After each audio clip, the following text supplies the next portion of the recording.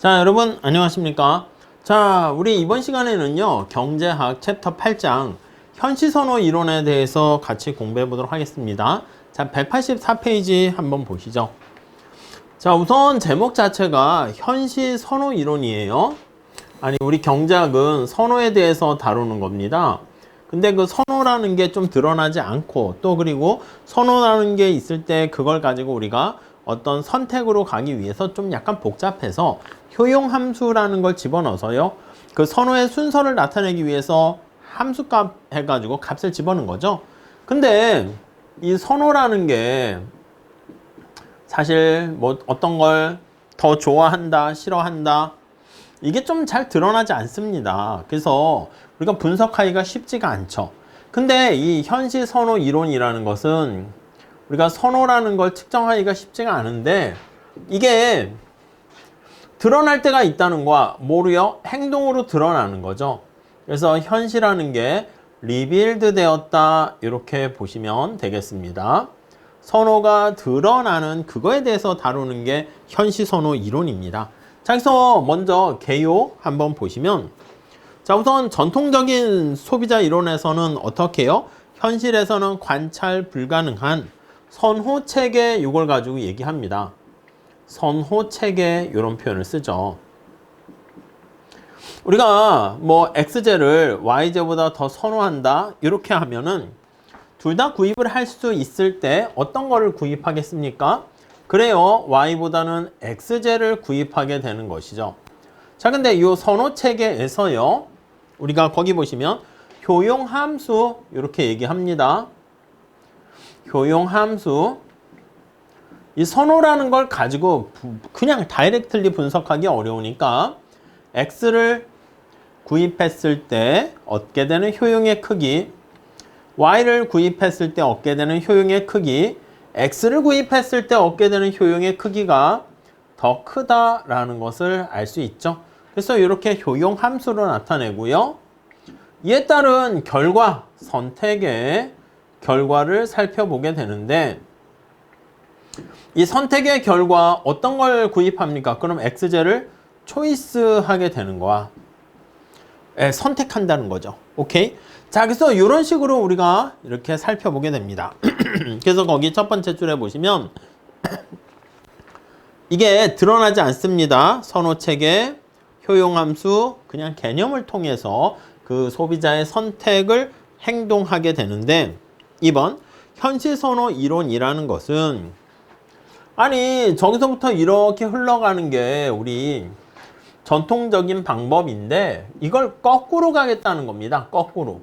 이렇게 어떤 사람이 사과랑 바나나를 둘 다 선택할 수 있는데, 근데 만약에 사과를 선택했다, 이 얘기는 뭐야? 그렇지, XJ를 YJ보다 더 선호한다, 이렇게 되는 걸 알 수 있습니다. 자, 그래서 거기 다시 한번 보시면 소비자한테 선택에 관련된 이건 관찰이 되는 거네요. 관측된 그런 표현을 쓰고 있죠. 관측된 어떤 자료를 통해서 거꾸로 이론적인 체계를 가지고 가게 되는 거예요. 오케이? 자, 그래서 3번 보시면 관측된 재화의 가격, 이 주어진 정보죠. 가격이 얼마라고 주어져 있고, 그 다음 소비량이 주어져 있고, 이에 따른 또 소득, 이런 것들이 주어져 있을 때 얼마나 구입을 했는가, 이걸 보고 이 사람의 선호를 거꾸로 가게 되는 거예요. 거기 보시면, 자, 그러니까 사무엘슨이라고 보이십니까? 5번에 사무엘슨은 후스타커 등에 의해서요, 기존의 소비자 선택 이론이 거의 동일한 결과를 얻게 되는데, 객관적인 관찰된 사실을 통해서 그 사람의 선호 체계를 분석하려고 노력을 했다, 이렇게요. 자, 7번 나와 있죠.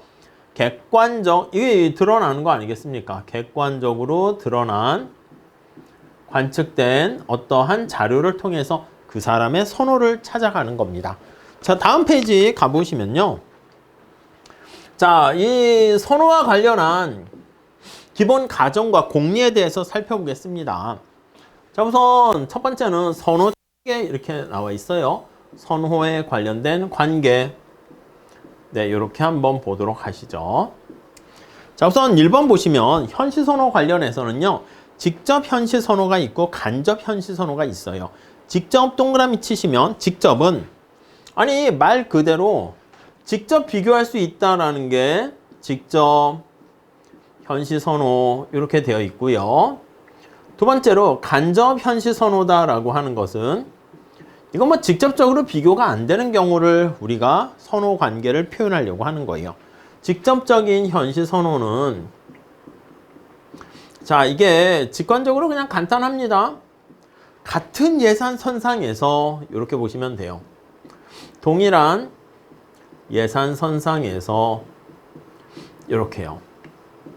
네, 이해 가시겠습니까? 자, 첫 번째 줄 볼까요? 어떤 가격 체계 하에서 소비자가 Q0와 Q1이란 재화 묶음을 모두 구입할 수 있는 상황에서 Q0를 선택했다라고 할게요. 아니, 내가 지금 가지고 있는 소득과 이런 걸 가지고 사과랑 바나나 중에서 다 살 수 있는데 사과를 샀어? 그럼 사과를 더 좋아한다 이 뜻이겠죠? 그래서 밑에 그림 보시면 예산선이 이렇게 있어요. X가 있고 Y가 있는데 예산선이 이렇게 있습니다. 검정 색깔 예산선 상에서 내가 Q0가 있고요. 거기 보시면 Q1이 있어. 근데 내가 Q0를 선택했어. 그러면 뭐다? 그래요. Q0를 Q1보다 훨씬 더 선호한다 이 뜻입니다. 거기 박스에 나와 있는 거 그런 거 그냥 보지 마세요. 그냥 나는 Q0보다 Q1을 더 선호해. 그걸 나타내는 거예요. 이렇게 보시면 되겠죠. 오케이? 자, 간접 현시 선호는 무엇입니까? 라고 하면요. 선호와 관련해서 간접 현시 선호다 라고 하면은 자, 우선 동그라미 3번 직접 현시 선호는 예산 집합이 동일할 때 나와 있죠. 그거 잘 보시고 간접 현시 선호 있잖아요. 재화 묶음 거기 Q0와 Q1 이런 것들을 비교하는데 밑에 그림을 볼게요. 그림을 한번 보시면 직접 비교가 안 되는 거야. 이렇게 있고요. 거기 보시면 Q0가 여기 있습니다. 이렇게. 근데 Q2가 여기 있어. Q2가. 이렇게. 이해 가시겠습니까? 자, 여기 취지 잘 보이십니까? Q0와 Q2 간에는 직접 비교가 안 됩니다. 그래서 Q0와 Q2는 직접 비교하는 게 비교가 불가능해요. 불가하나. 자, 직접 비교는 안 되지만 간접적으로 비교할 수 있는 거예요. 그래서 뭐라고 하냐면 동그라미 1번 보세요. 재화 묶음 Q0가 Q1보다 이렇게 먼저 직접적으로 선호합니다. 이거. 자, Q1이 어디 있습니까? Q1이 여기 있어. Q1이 여기 있어. 근데 알고 봤더니 여기 Q1과 Q2 간에 동일한 이렇게 예산선상에 있어 가지고 여기 보시면 Q1이 Q2보다는 더 선호한다고 할게요. 선호해서 오케이? 자, 그러니까 Q1이 Q2보다는 더 선호합니다. 이거일 때. 자, 그러니까 우리가 이제 이런 얘기를 할 수 있어. 자, Q0와 Q1은 직접 비교는 안 되지만 요 이행성의 논리랑 비슷하지 않습니까? Q2보다는 Q1이 좋아. Q1보다는 Q0가 좋아. 그러니까 Q2보다는 Q0가 좋아. 이렇게 알 수 있다는 거죠. 자, 그래서 이건 직접 비교는 안 됩니다. 그래서 간접이라는 말을 쓰게 되는 거고요. 자, 그래서 Q0를 Q2보다는 더 선호한다. 이렇게 보시면 되겠어요. 그러니까 이거는 하나의 예산 선상에서 우리가 직접 비교가 가능할 때는 여기 나와 있는 것처럼 직접 현시 선호다. 이렇게 얘기를 하고요. 이게 같은 예산 선상에 있지 않고 다르게 되면 그게 간접 현시 선호입니다. 오케이? 그 정도까지 보시고요. 시험 문제 나올 거리는 없습니다. 자, 그럼 뭐가 나옵니까? 186페이지 가보시면 아니 이렇게 직접 우리가 비교할 수 있을 때 요거와 관련된 게 거기 보시면 1번에 약공리와 강공리 이렇게 나와 있죠. 얘가 약공리와 관련된 얘기다라고 보시면 되겠고요. 간접 현실 선호 이거 직접 비교가 안 되잖아. 그래서 얘와 관련된 게 바로 강공리다. 이렇게 보시면 되겠습니다. 여기까지. 오케이? 자, 다시 1번. 약공리는 현실 선호 이론의 가장 기본적인 가정으로서 여러분 생각을 해볼게요. 내가 둘 다 선택 가능해. 사과랑 바나나를 선택할 수 있는데 바나나보다 사과를 선택했어. 그러면 어제도 사과를 선택하고 오늘도 사과 선택하고 언제나 계속 Q0가 좋으면 이거와 관련해서 선택이 바뀌면 안 됩니다. 그래서 1번에 박스를 보시면 제화묶음 Q0와 Q1 직접 현실 선호가 되면 Q1이 Q0보다 더 직접 현실 선호될 수는 없다. 당연한 얘기입니다. 그래서 우리 머릿속에는요. 거기 한번 잘 보시면 2번 볼게요. 지금 당연한 얘기를 하고 있어요. 약공리가 성립하면 재화 가격과 소득 변화로 예산선이 변화해도 나는 사과가 바나나보다 좋아. 그럼 언제나 바나나보다 사과를 선택해야 된다. 선호해야 된다라는 것을 알 수가 있습니다. 자, 여기서 화살표 보세요. 예산 집합 변화로 만약에 변화로 인해 가지고 Q0가 구입이 불가능하면 그때는 직접 비교가 안 되지. 그래서 지금 얘기하는 거 뭐냐면 직접 비교가 가능한 동일한 예산 선상에서 언제나 얘기한다. 그것만 보세요. 이 화살표 나와 있는 건 괜히 말장난으로 되는 거니까 넘어가세요. 나중에 다시 할 거야. 자, 그래서 동그라미 4번. 개인의 소비 행위가 일관성이 있어야 돼. 저는 일편단심이 되어야 한다. 이렇게 보시면 되겠습니다. 나는 말이야 사과가 좋아. 그러면 절대 배신 때리지 않고 사과가 좋다. 이렇게 얘기를 해야 됩니다. 오케이? 자, 그 다음 강공리 나와 있습니다. 강공리는요. 아니 이게 직접 비교가 안 되는 간접 현실 선호와 관련해 가지고 얘기한다. 거기까지 정리를 하시면 되겠고요. 약공리랑 강공리 비교하는 상태로 봤을 때는 거기 밑에 그림 나와 있는데 강공리가 말 그대로 강합니다. 그렇기 때문에 강공리가 성립하면 약공리는 항상 성립하고요. 약공리가 성립한다 해서 항상 강공리가 성립하는 것은 아닙니다. 오케이, 그 정도 봐주시고. 자, 여기서 시험 문제는 우리 어떤 걸 하시면 될 거 아니냐면 간접 현실 선호는 하지 마세요. 하지 마시고 여기 나와 있는 직접 현실 선호와 관련한 약공리, 그리고 주로 출제되는 게 여기 나와 있는 약공리를 위배하는, 배신하는 경우가 어떤 경우인가 그걸 잘 보시면 되겠습니다. 자, 여기서 우리 한번 살짝 다시 한번 체크해서 정리를 한번 해볼게요. 자, 187페이지에 보시면 약공리 충족 구간 해가지고요. 거기 나와 있는데 그걸 가지고 한번 보시면 될 것 같아요.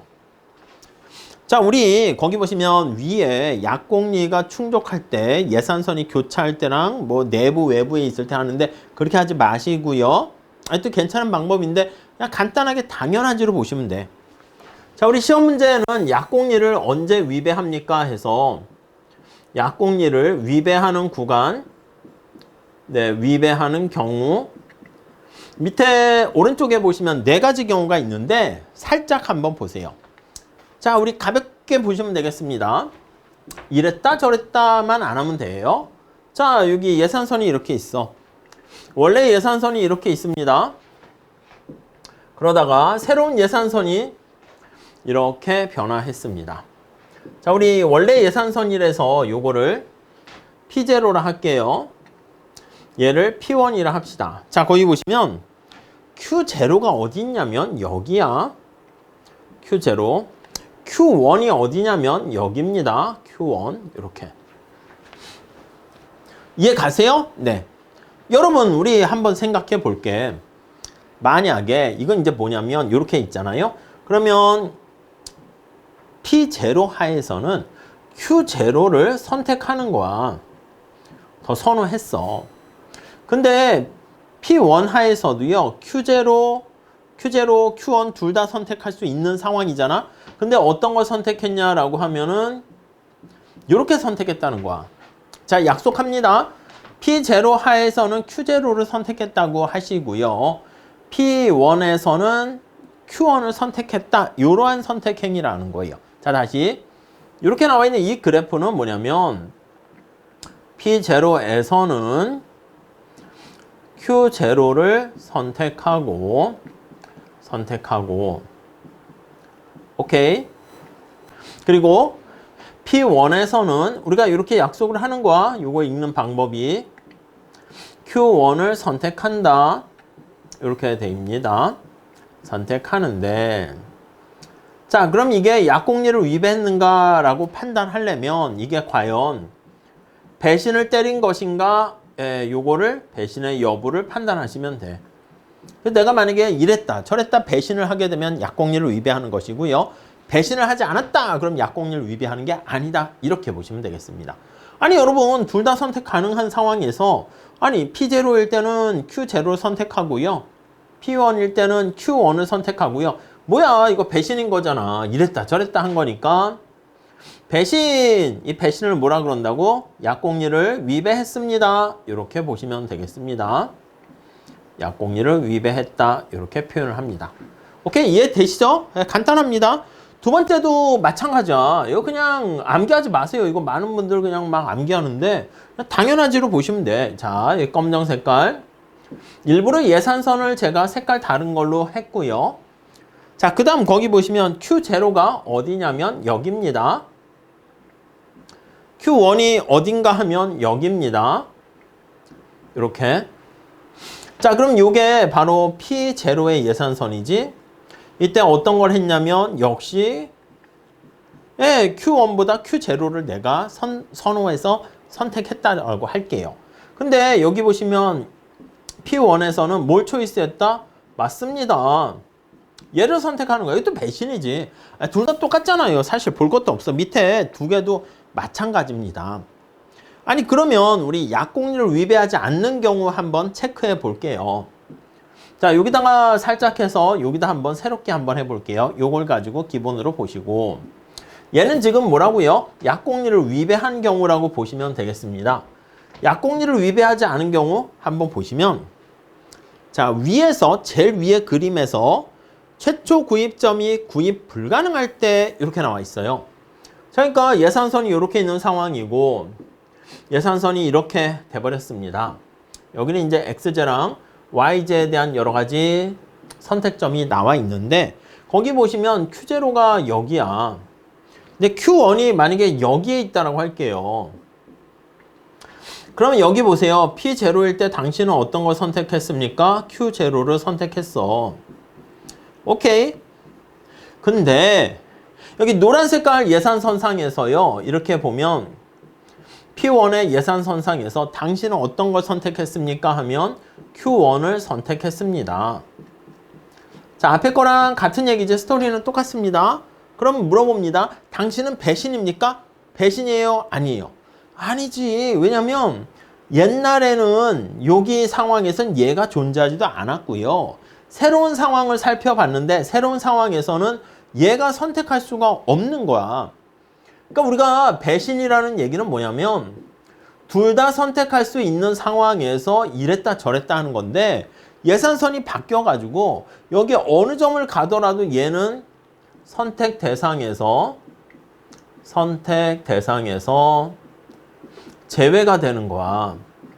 아니 내가 선택할 수 없는 영역이 돼서 제외가 돼버리면은 여기 어느 점을 선택해도 이건 배신이 아닌 거지. 이해 가시겠습니까? 네, 그렇게 보시면 돼요. 나머지도 마찬가지야. 그래서 약공리가 위배되는 것만 뭐 4가지 나와 있는데 그걸 이렇게 판단하셔가지고요. 여러분들께서 그때그때 좀 보시면 되니까 이 케이스 바이 케이스로 이렇게 다 하지 마세요. 나중에 문제 풀어 드릴 겁니다. 그리고 또 사실 문제가 자주 나옵니까? 잘 안 나와요.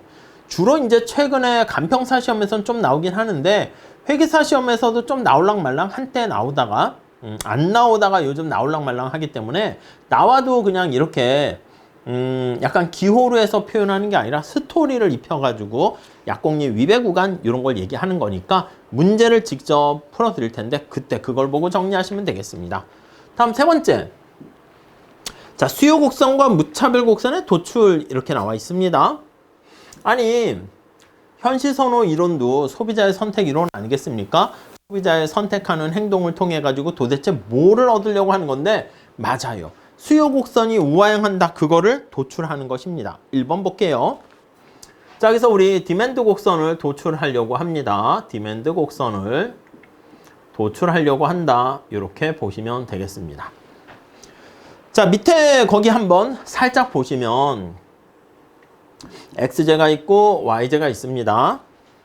자, 검정 색깔 볼까요? 요게 예산선이 이렇게 있었어. 옛날 예산선이죠.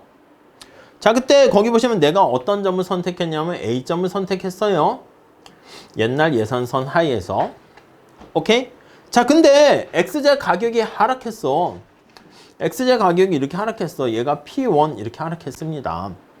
근데 우리가 앞에서 본 것처럼 여기서는 무차별 곡선을 그리면 안 돼요. 자, 특징이 뭐냐면 원래 무차별 곡선을 그려가지고 동일한 효용을 유지하면서 이렇게 되는 건데 여기서는 인디퍼런스 커브가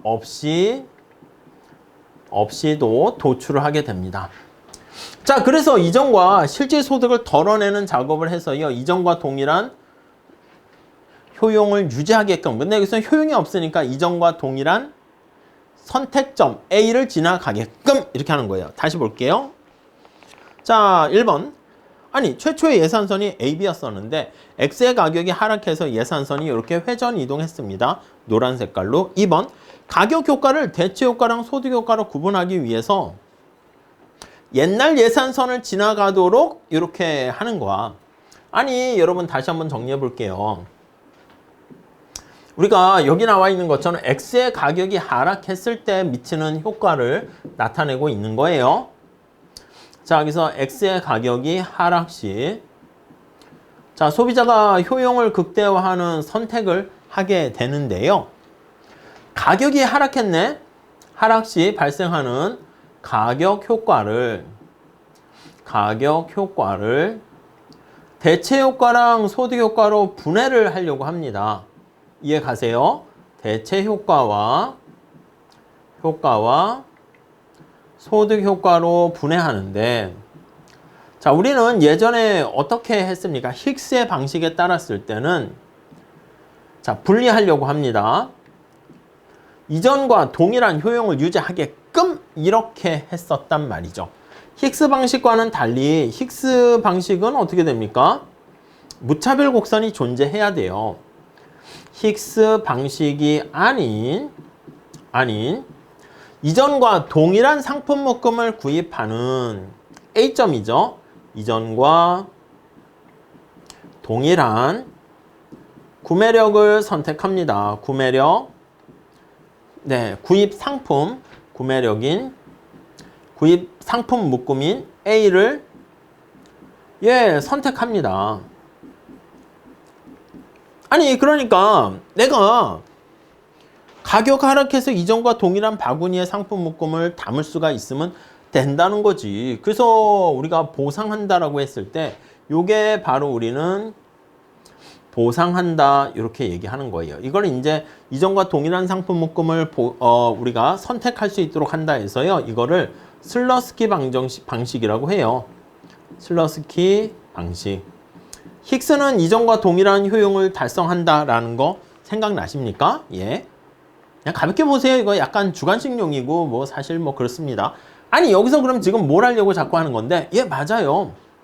이렇게 덜어냈는데 상대 가격 하락으로 인해서 여러분 요쪽을 선택하면 어떻게 됩니까? 요쪽은 이게 약공리 위배라는 거 기억나시겠습니까? 아니, 여기 있을까요? 내가 여기를 지금 A점을 선택했는데 가격이 이렇게 변했을 때 요 점을 선택하게 되면 옛날에도 구입할 수 있었었는데 내가 쳐다보지도 않았던 상황이잖아. 그런데 거길 선택했다? 그럼 이랬다 저랬다 한 거니까 약공리를 위배한 거지. 그러니까 이쪽은 약공리 위배 구간이라고요. 그래서 약공리를 위배하는 영역이 되는 것이고, 약공리를 위배하지 않는 영역은 어떻게 됩니까? 라고 하면요, 여기가 되는 거야. 여기 어딘가 가면은 이거는 약공리를 위배하지 않습니다. 이해 가세요? 그래서 밑에 그림도 잘 나와 있죠. C점 이렇게 표현되어 있습니다. 여기 점에 하나의 C점을 선택하게 되면 이건 약공리를 위배하는 게 아닙니다. 아니, 그래서 지금 여기 보시면 X의 상대 가격이 하락했는데 여기 상황에서 약공리를 위배하지 않는 구간을 선택하게 되면 약공리를 충족한다는 가정하에서 충족해요. 하는 상황에서 자, 저기 연두 색깔 부분에 선택하면 X의 소비량이 줄어드는데 약공리 위배 구간이라고. 그래서 약공리를 충족하는 상황인 C를 선택하면 자, 그러면 어떻게 됩니까? X의 가격이 하락했을 때 C를 선택하게 되면 X의 소비량이 증가하는 거 아니겠습니까? 이렇게 증가. 이해 가시죠? 그래서 가격이 하락했더니 여기 보시면 가격이 하락했더니 여기 보시면 X의 소비량이 증가했습니다. 이렇게. 이게 우하향하는 수요 곡선을 도출한 거지. 이해되십니까? 자, 3번 살짝 보시고 대체 효과에 의해서 상대 가격 변화로 인해서 X의 소비량이 증가하게 되는 거 알 수가 있습니다. 거기까지. 그리고 이제 C점에서 뭐 B로 갈지 어떻게 갈지는 정상제냐 열등제냐 그렇게 볼 수 있는데 189페이지 가볼게요. 자, 정상제를 가정하더라도 우리는 그게 관심사는 아니고 대체 효과만 보면 되는데 동그라미 6번 보세요. 보상 수요 곡선과 보통 수요 곡선이 만약에 새로운 점이 이렇게 가게 되면 뭐 여기 B점이 여기 위치하면 대체 효과, 소득 효과 이런 꼴이잖아. 아무튼 보상 변화랑 보상 수요 곡선과 그리고 보통 수요 곡선 살펴보면 X의 소비량이 둘 다 증가하는 걸 알 수 있어서 수요 곡선이 우하향한다라는 걸 도출했네요. 사실 이게 객관식으로 문제를 내기가 좀 어렵습니다. 그래서 이 정도만 보시면 충분하고요. 자, 조금만 더 할게요. 자, 무차별 곡선을 도출합니다. 무차별 곡선을 도출합니다. 자, 밑에 그림을 한번 살펴볼게요. 이렇게 살펴보면 X, Y, 예산선이 이렇게 있습니다. 자, 1번. 현시선호 이론에 따르면 관찰된 소비 행위로부터 출발해도 역시 무차별 곡선도 도출할 수 있습니다. 자, 그래서 내가 이 점을 선택했어. 이 점을 선택했단 말이지. 자, 2번 볼게요. 이렇게 이 점을 선택했다라고 하면 예산선 안쪽에 있는 점들은 전부 다 이 점보다 열등한 거 아니야? 그러니까 이 안에서 내가 다 선택할 수 있는데 이 중에서 다 선택할 수 있는데 내가 그 중에 이 점을 선택했단 말이야. 그러니까 여기 나와 있는 것은 열등한 이 점보다 열등한 영역이 되고요. 자, 그 다음 또 다시 한번 봅니다. 보조선을 하나 이렇게 그립니다. 아니, 그러면 보조선을 그렸을 때 여기 영역에 해당하는 구간은 우월한 영역이 될 겁니다. 이해 가시죠? 우월한 영역이 될 것이고요. 오케이? 자, 그래서 3번 볼게요. 우상방은 여기 어느 점은 이 점보다 xj, yj가 많기 때문에 우월합니다. 다음에 4번. 이 점과 효용이 동일한 점들은 어디 가야 되겠습니까? 어디 있을까요? 여기 어딘가 있겠죠. 그래서 무차별 곡선을 이렇게 도출할 수 있겠다라는 것을 알 수가 있습니다. 자, 그래서 이 정도만 봐주시고요. 우리가 현시선호 이론과 관련해서는 구체적인 스토리를 가지고 우리가 살펴볼 건데 그거는 차차 우리가 객관식 문제 풀면서 조금 더 설명드릴 테니까 여기서는 현시선호 이론이 뭐고 약공리가 뭔가 그리고 약공리 위배하는 것까지만 하시고 강공리는 하지 마십시오. 아셨죠? 자, 이렇게 하시고 현시선호 이론을 통해서 우하향하는 수요 곡선과 무차별 곡선 도출하는 거 거기까지 살펴봤습니다. 자, 다음 시간에 이어서 할게요. 감사합니다.